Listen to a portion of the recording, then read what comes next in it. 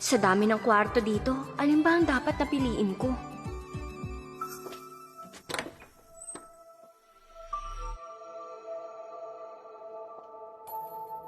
Linda, malaki na ang utang ko sa'yo. Kung gusto mo, itong kwarto ko, okay lang din. Ito na naman tayo, hindi na natapos. Tong si Nancy namin, masyado talagang mabait. Si Lola, ganyan din ako kino-comfort. Ako din ang paborito niya. Wag mo nang isipin yan, wag na. Pagdating ko sa Lewis family, handa akong hindi niyo mamahalin. Kailangan ko mag-aral na mabuti, makakakuha ng residency, mag-aaral sa Luminara, at kumita para sa sarili. Ma, kwarto na to ni Nancy. Sa dami ng kwarto na pagpipilian, ito pang kukunin niya. Di biro ang pinagdaanan ni Linda, pero babawi tayo sa kanya. Di pwedeng baliwalayin si Nancy. Sa'yo na yung kwarto na yan. Sa susunod, kung hindi ka naman willing gawin, huwag ka na magpakitang tao. Hindi Hindi naman, Mama. Hindi ganun. Pare-pareho naman ang design ng kwarto. Yung nasa taas na lang ang kukunin ko. Magandang location. Tsaka tahimik. Okay mag-aral dun. Pareho lang talaga. Di lang talaga namin alam ang mga design na gusto mo. Pag nakasettle ka na, sabihin mo lang kung anong gusto mo para ma-add namin. Okay.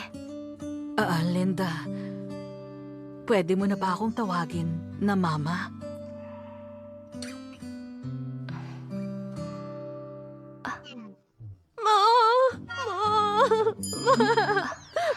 Ba't ka umiiyak, sweetheart? Okay lang. Ang awkward nun, buwisit. Ba't ba ako sumagot agad? Baka isipin niya, type ko siyang tawaging mama.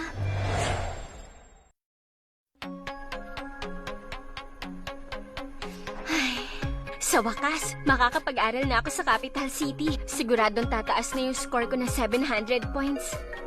Kuya, nagkamali ako kahapon. Nagalit sa akin si Linda. Gusto ni Papa na sumama sa atin si Linda sa school ngayon. Kailangan ko mag-sorry ng maayos sa kanya. Di ka mali. Huwag kang mag-sorry.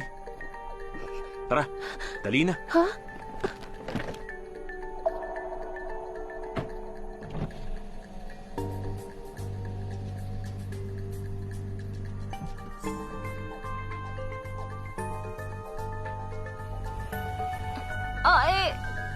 Ba't ganito tong mga to? Saan ako kukuha ng taxi dito sa Villa District? Hindi ako pwedeng maliit sa klase. Hello, Pa? Grabe tong si Papa. Pinasabay ako sa kapitbahay naming si Ethan Miller. Di ba siya yung type talaga ni Nancy Lewis? Kahit na tinatanggihan niya ang arranged marriage niya kay Nancy.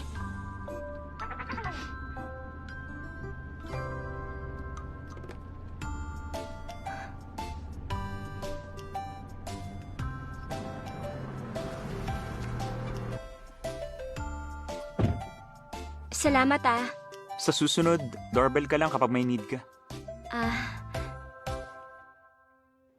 Ikaw siguro yung malayong kamag-anak ng mga Lewis. Nasabi sa akin ni Nancy ang sitwasyon mo.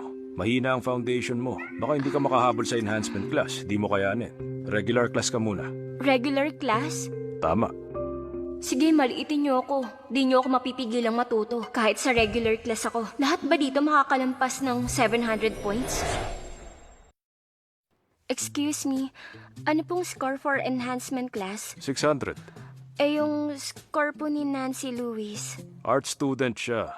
Mga 30 to 40 pag undergrad. Bale, nasa regular class siya? Nasa enhancement class siya. Magandang score na yun para sa art student. Maganda na ang samahan ng mga estudyante dun. Huwag mo nang sirain yung samahan nila. So grupo sila. Bakit? Ayaw mo sa regular class? Gusto ko talaga. Halika. Ay, kung magsasama kami ni Nancy sa klase, baka maloka ako. Pero kahit na, dapat may record sila sa dati kong school. Ba't si Nancy agad ang pinaniniwalaan nila? Ba't naging weird ang mundo ko simula nung nahanap ko ang totoong pamilya ko? Miss Perry, busy ka ba? Eto na yung transferee. Dito siya sa klase mo. Sige. Ikaw nang bahala sa kanya. Oo, ako nang bahala sa kanya. Start na tayo. Ba't di ka muna magpakilala sa mga kaklase mo? Opo. Hello sa inyong lahat. Ako si Linda Walker, galing sa probinsya ng Brookshire. Sana sa susunod na 6 months, magkasundo tayong lahat. Mula sa Walker family? Mayayaman ba ang mga Walker? Sabi niya taga Brookshire Province siya. Di siya taga Capital City. Ang mga tao doon, matindi mag-aral, di ba? Hardcore. Bakit siya lumipat dito? Bakit di siya matalino? Tahimik. Hanap ka na ng upuan mo.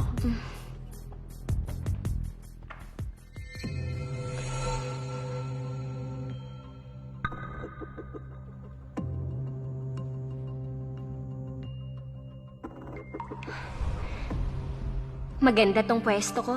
Malapit sa teacher. Tahimik pa. Walang istorbo. Okay mga bata, buksan na ang textbook niyo sa page 103. Ayos, nakasettle na ako. Oras na para mag-aral para sa college exam.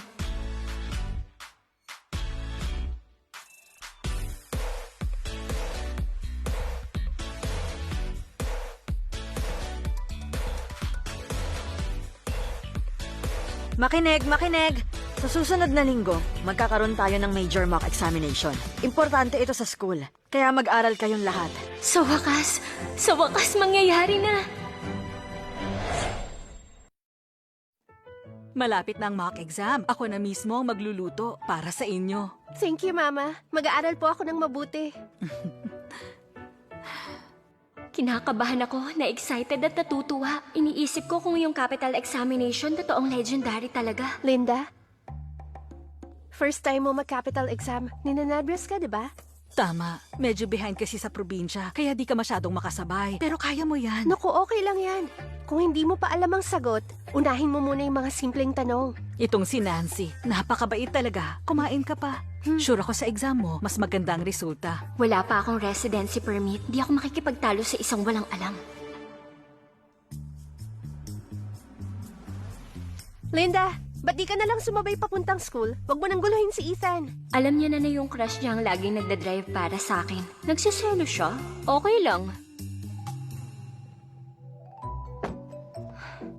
Linda, ngayon na ang mock exam natin. Bakit nang-memorize ka pa rin? Huwag mong sabihin, nagka-cramming ka ngayon. Anong sinasabi mong cramming? Efficient sprint review ang tawag ng teacher namin dito. Ngayon ang first exam ko dito sa Capital City. Dapat lang seryosohin ko to. Huwag ka na magpanggap. Mag-isip ka agad kung anong sasabihin mo kina mama at papa pag ikaw ang naging kulelat. Kuya, huwag ka nga magsalita ng ganyan. Kahit di siya kasing galing natin, ang importante, ginawa niya ang best niya. Nancy, mabait ka talaga.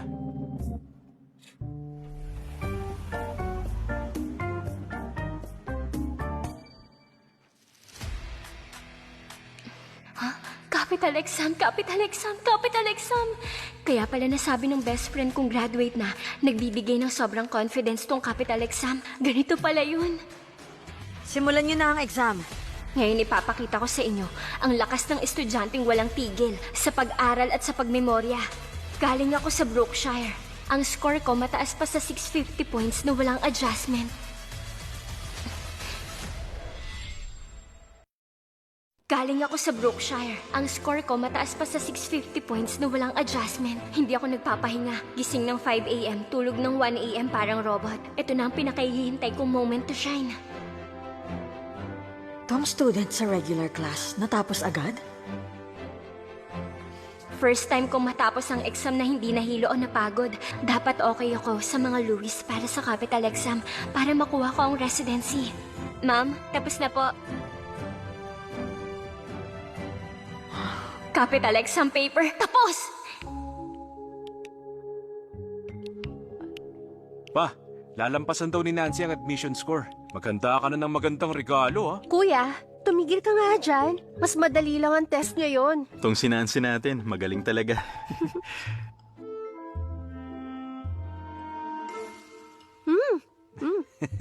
Iba talaga pag may capital city residency. Masaya lang buong araw. Linda, kumusta ang test kumpara sa dati? Para sa taong dependent sa gobyerno para lang makapasok, ano pang aasahan mo? Di lang naman pag-aaral ang importante sa buhay. My dear sister, baka may ibang talent ka pa. Kumakain tayo. Tanggalin mo nga headphones mo. Hindi dapat ganyan. Ako bang kausap mo? Tungkol sa mock exam, Bago ang mga tanong, pero hindi naman ako nahirapan. Tingin ko okay naman. Linda Walker, ano yung pinagsasabi mo? Mabuti confident si Linda. Kakalipat lang niya galing sa Brookshire Province. Di pa siya sanay sa mga exams dito. Ay, konting